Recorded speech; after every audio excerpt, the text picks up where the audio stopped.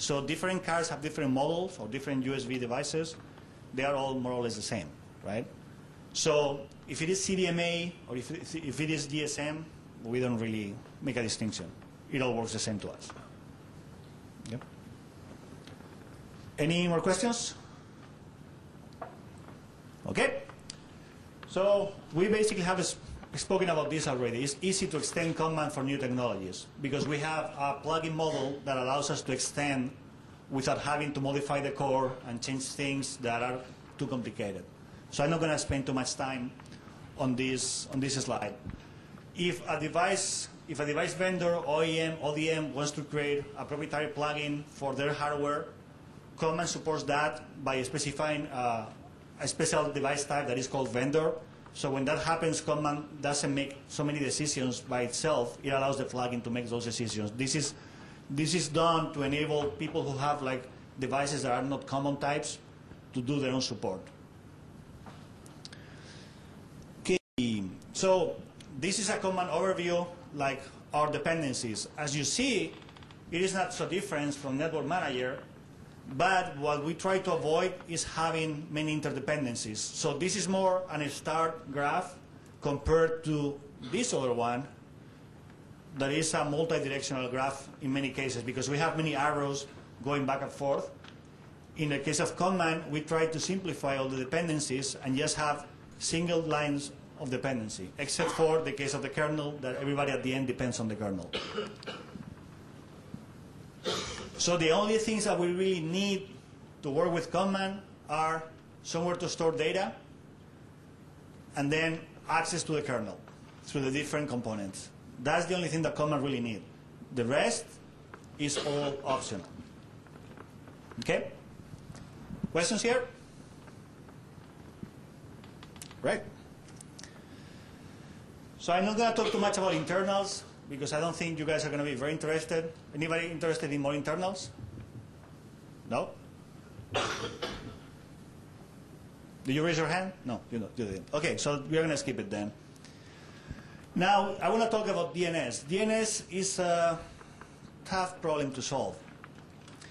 So the way currently that Linux systems look up names on the internet is, it works pretty well, but it could be improved. So one of the things that Command is trying to solve here is provide an extended name lookup service where we can cache information and we can do lookups in a faster way. I mean, normally when you do a lookup for a name, the DNS system in your Linux kernel, in your Linux system, sorry, is going to like try the different servers one by one, and if something doesn't show up, something doesn't resolve, it's going to probably take like 50 seconds to time out, and all you see in the meantime is a block screen, and you cannot do anything. So we want to solve that. We think that that is pretty ugly. It's a really bad user experience. So we want to have Command being able to like parallelize all those operations so we can find faster if a host exists or not, so it doesn't block your UI. So this is something we are currently exploring. We don't have it really implemented, but we are getting there. It's going to take some more time. And this is also, again, it's just a plugin. It's not a core modification to Command. Any questions? Now, DHCP and ZeroConf, we are also working on integrating that. DHCP is almost fully integrated. We can use DHCP. But now we also want Command to export all the information that DHCP provides to the system, like mail servers, time servers, all that. So this way it should be possible for any application to ask Command for that information.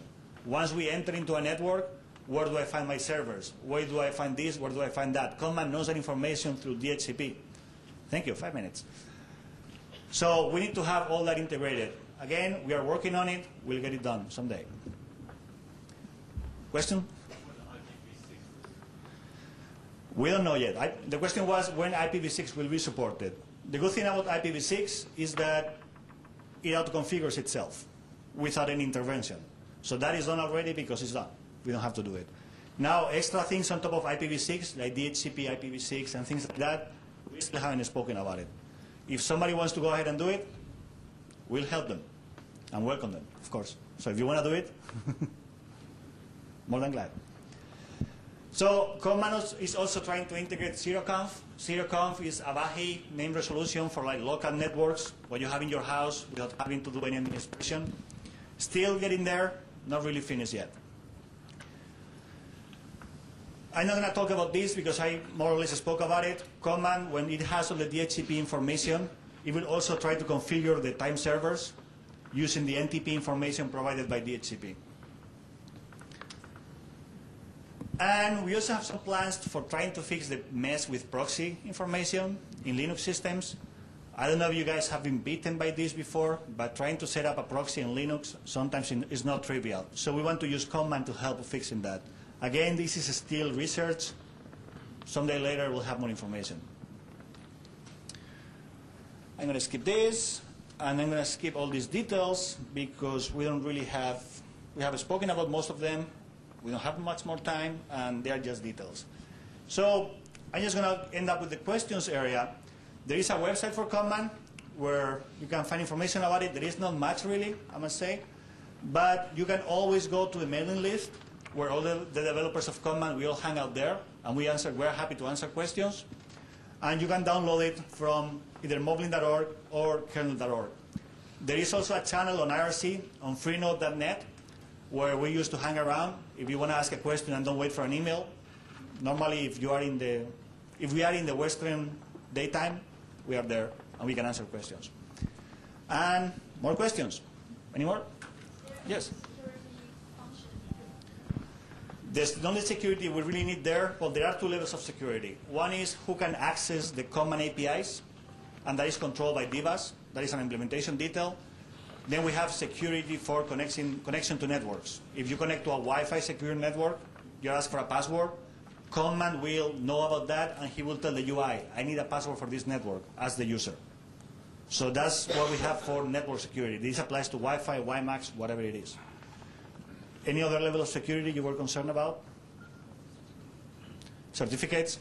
Well, that's the same procedure. Like if for connecting to, for example, WPA Enterprise Network, you need certificates, the user, the UI, or an agent, a UI agent, will provide those to Command when Command requires them.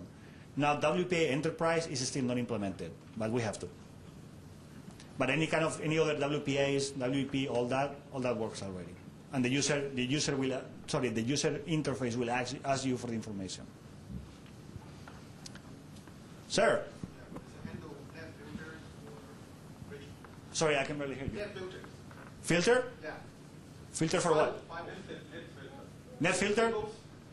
I don't think we use it at all. I don't think we have ever. No, we don't. So it's separately managed. Sorry? So it doesn't manage that. Yeah, no. No, this is not a firewall application. Sir? Does it support PPP or information? Yes, sir. Most of the 3G cards are PPP, actually. So it has plugins for PPP. And actually, I think we also have dial-up. Although I haven't used dial-up for way too many years. But there is no dial-up interface. Well, in this interface, no, because this is the Moblin interface. And we don't support, in the UI, we don't support it. But in the actual core, we do. So if you want to modify this thing to support dial-up, we'll take the change. So you have to understand that for Moblin, we have limited resources, so we have to support the most common usages, which is Wi-Fi cards, Ethernet, and then like as time permits, we'll go adding more stuff.